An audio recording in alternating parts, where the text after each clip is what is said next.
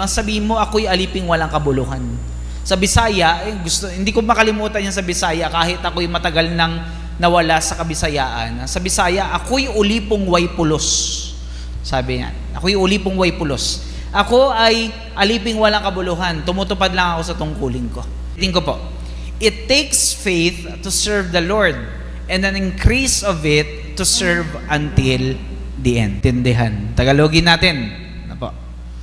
Kailangan mo ng pananampalataya para ikaw ay makapaglingkod. At kailangan natin ng karagdagang pananampalataya para makapaglingkod hanggang sa huli. Hanggang sa huli. Okay? Bakit kailangan ng pananampalataya para maglingkod? Kasi una po sa lahat, hindi mo nakikita yung amo mo. Nakikinig ko kayo? Sino po bang amo natin sa gawain? Si Lord, si Jesus. At nakikita niyo ho ba si Jesus? Hindi.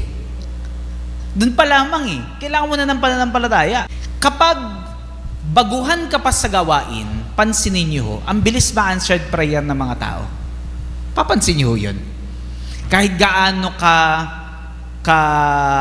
lubha ng karamdaman, kapag nadala mo sa gawain na talagang nanampalataya, minsan ang bilis gumagaling. May mga taong talagang as in, baguhan talaga, malaki ang utang.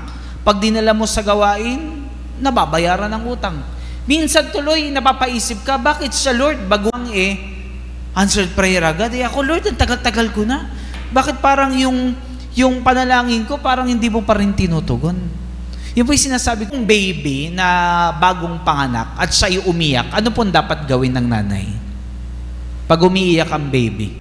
So, hindi mo pwedeng sabihin sa bata, huwag kang maingay dyan, mag-fasting ka muna. Hindi mo pwedeng sabihin yun.